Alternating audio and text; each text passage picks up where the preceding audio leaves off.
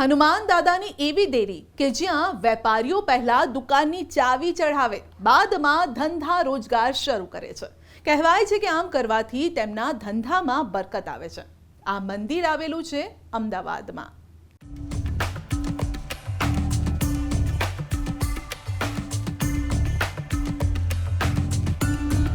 ચમત્કારિક બાલા હનુમાન।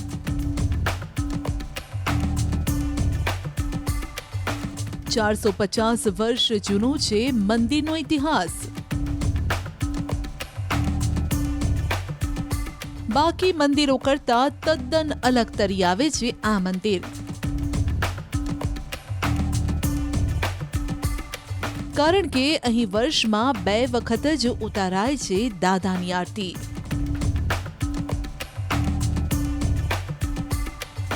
આજે એક એવા મંદિરે લઈ જઈએ જે અમદાવાદના હાર્દ સમા વિસ્તાર એટલે કે જૂના અમદાવાદમાં આવેલું છે।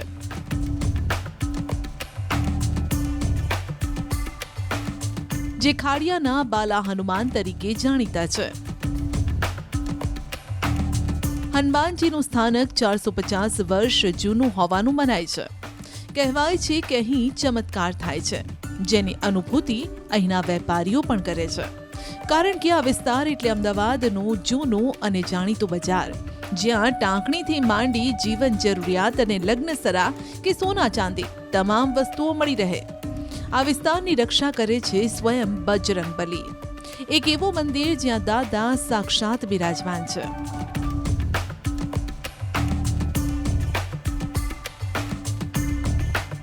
આમ તો આ મંદિર ખૂબ જ નાનું છે, પરંતુ આ જ મંદિરના ચમત્કાર અગણિત છે।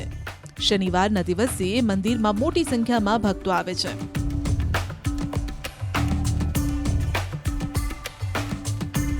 ખાસ તો આ વિસ્તારમાં સેંકડો દુકાનો આવેલી છે અને આ તમામ વેપારીઓ પહેલા દુકાનનું શટર નથી ખોલતા, પણ દુકાનની ચાવી દાદાના ચરણોમાં ધરાવે છે અને બાદમાં જ નોકરી ધંધો શરૂ કરે છે।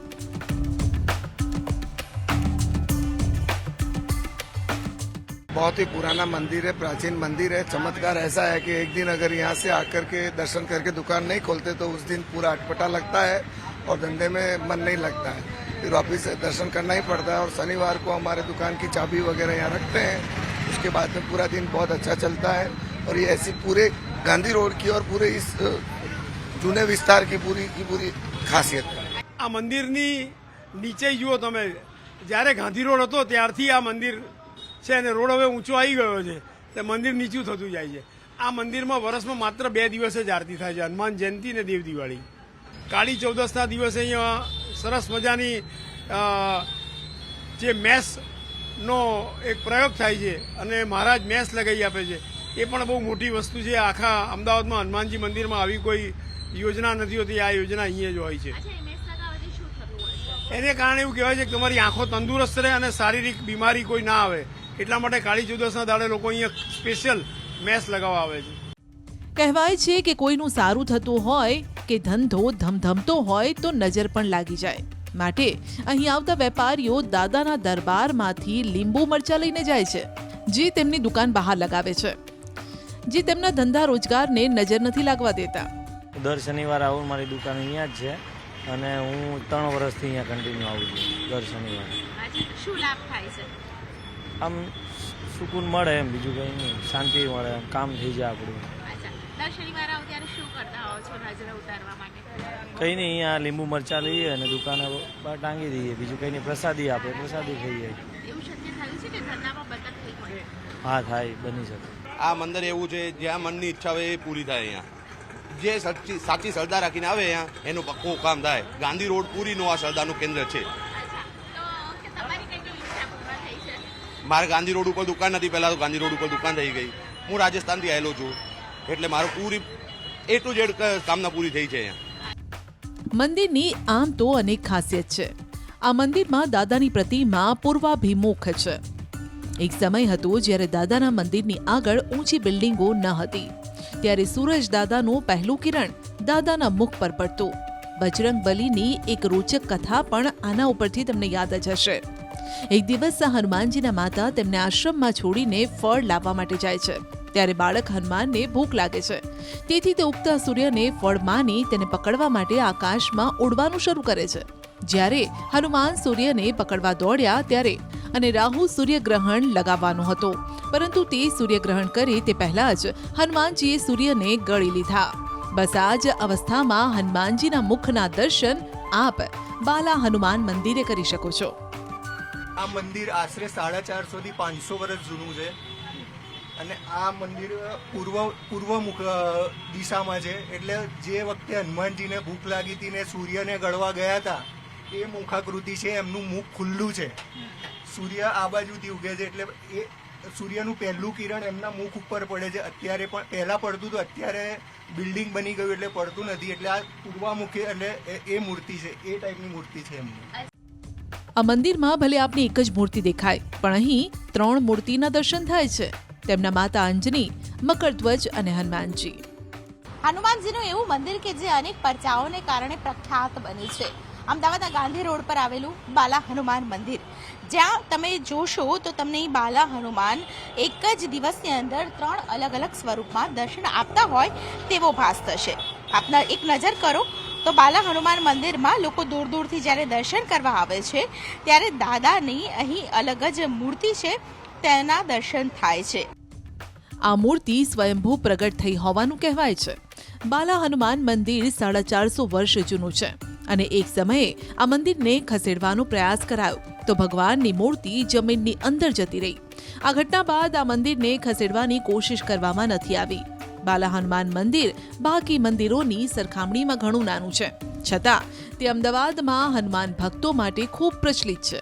માત્ર શનિવારે જ નહીં, પરંતુ બાકીના દિવસોમાં પણ ભક્તોની અહીં ભીડ જોવા મળે છે. હું આટલા વર્ષોથી આવું છું, મારા દરેક કામ થયા છે દાદાની મહેરબાનીથી. આટલા વર્ષો 20-25 વર્ષથી આવું છું. કયા કયા કામ તમારા પૂર્ણ થયા છે? બધા મારા છોકરાઓની નોકરીથી માંડીને બધા કામ થયા, કોઈ રીતે તકલીફ નહીં પડી. હું દર મંગળ શનિ તો રેગ્યુલર ભરું જ છું. અમે તો અહીંયા લગભગ 25-30 વર્ષથી રહીએ છીએ, પણ મંદિર સાક્ષાત ભગવાન છે, બધાની મનોકામના પૂર્ણ થાય છે. તમારી કઈ કઈ મનોકામના પૂર્ણ થઈ છે? મને નોકરી સારી મળી ગઈ. ઓકે, તો મમ્મી માદા હતા તો પછી પ્રાર્થના કરી કે ભગવાન લઈ લે તો સારું, કારણ કે બહુ રીબાત હતા. ભાઈને પણ કેન્સર હતું. આ વિસ્તારના લોકો તો દાદાના દર્શન કરવા આવે છે, પણ અહીંથી પસાર થતા લોકો પણ દાદાને શીશ ઝુકાવ્યા વિના નથી જતા. અને કેટલાક લોકો તો અમદાવાદના દૂર દૂરના વિસ્તારથી દાદાના દર્શને આવે છે. હું છેલ્લા 5 વર્ષથી અહીંયા આવું છું અને હું રહું છું થલતેજ, અને થલતેજથી હું અહીંયા દર્શન કરવા આવું છું અને મને બહુ માનતા છે. હું આમ માનું છું હનુમાન દાદાને, એટલે અહીંયા પગે લાગવા માટે આવું છું. પહેલી વાર મતલબ કેવી રીતે જાણ થઈ અને ચમત્કાર કેવો થયો કે તમે દર શનિવારે અહીંયા આવવા માટે છે આટલું દૂર આવી રહ્યા છો? ચમત્કાર એટલે હું ભગવાન પાસે જે રીતે આસ્થા રાખું એ પ્રમાણે ભગવાન મારી મદદ કરે છે.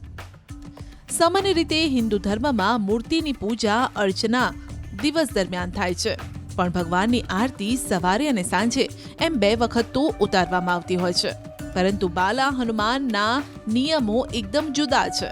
અહીં વર્ષમાં માત્ર 2 જ વખત દાદાની આરતી ઉતારાય છે, કાર્તકી પૂનમ એટલે કે દેવ દિવાળી અને હનુમાન જયંતિના દિવસે. આ 2 દિવસે બાલા હનુમાન મંદિરે આરતી ઉતારવામાં આવે છે. આ સિવાય બાકીના દિવસોમાં માત્ર ભગવાનની પૂજા થાય છે. કાર્તકી અને ચૈત્રી પૂનમના દિવસે બાલા હનુમાનજીની આરતી બેન્ડ બાજા સાથે ઉતારાય છે. આ માટે ભવ્ય તૈયારી પણ કરાય છે. એટલે આ સ્વયંભૂ મૂર્તિ છે અને આ મંદિરમાં વર્ષમાં ફક્ત 2 જ વાર આરતી થાય છે. એક હનુમાન જયંતિના દિવસે અને એક કાર્તક પૂનમ દેવ દિવાળીના દિવસે. 2 જ દિવસ આરતી થાય છે. મંદિરમાં હનુમાન જયંતિના દિવસે પ્રસંગ કરવામાં આવે છે. અમારા તરફથી કોઈ પ્રસંગ હોતો નથી. સ્વયંભૂ છે, સ્વયંભૂ મૂર્તિ છે. એકચ્યુઅલ રોડ લેવલે હતી. રોડને પહોળો કરવા માટે જ્યારે આ લોકો આવ્યા હતા એટલે મંદિરની મૂર્તિની આજુબાજુમાં જેમ એ લોકો ખોદતા ગયા મૂર્તિ નીચે બેસતી ગઈ. અત્યારે મૂર્તિ ટોટલ 6 ફૂટ નીચે છે, બાકી પહેલા રોડ લેવલે મૂર્તિ હતી. તો કાળી ચૌદસના દિવસે કાળો દોરો લેવા માટે અને દાદાની મેશ આંજવા માટે લોકો દૂર દૂરથી આવે છે. જાણો કેમ. દરેક ભક્તો અહીંયા કાળી ચૌદસના દિવસે આવે છે, મેં સાંજે છે અને કાળા દોરાનું અહીંયા મહત્વ હોય છે. એ લોકો એવું માને છે કે ભાઈ કાળો દોરો કાળી ચૌદસે બાંધવાથી વરસ સારું જાય છે, નજર લાગતી નથી. કાળા દોરાનું આ જ મહત્વ હોય છે. ફેર એટલે લોકોની શ્રદ્ધા છે અને લોકો માને છે અને લઈ જાય છે. બાલા હનુમાનના ભક્તો દર શનિવારે ખાસ દાદાના દર્શન કરવા માટે ગાંધી રોડ પર આવે છે. ફક્ત ધંધામાં જ બરકત નથી લાવતા, પરંતુ દાદા લગ્ન અને સંતાન પ્રાપ્તિના પણ આશીર્વાદ આપે છે. માટે લોકો અલગ અલગ માન્યતાઓ લઈને આવે છે. જે ભક્તો મંદિર સુધી પહોંચી નથી શકતા તેમને હનુમાનજીના દર્શનની ઈચ્છા થતી હોય છે, ત્યારે લોકો પણ તેમના કેમેરામાં અને ફોનમાં દાદાના ફોટો લઈ હનુમાન ભક્તો સુધી પહોંચાડતા હોય છે.